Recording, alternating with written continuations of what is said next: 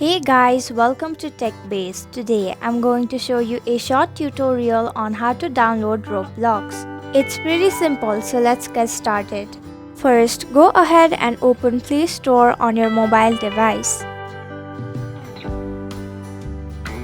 Tap on the search bar at the top of your screen.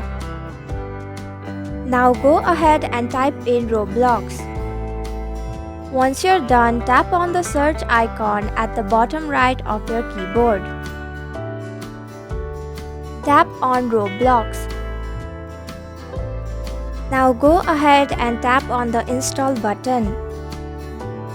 The installation process may take some time depending on your internet speed.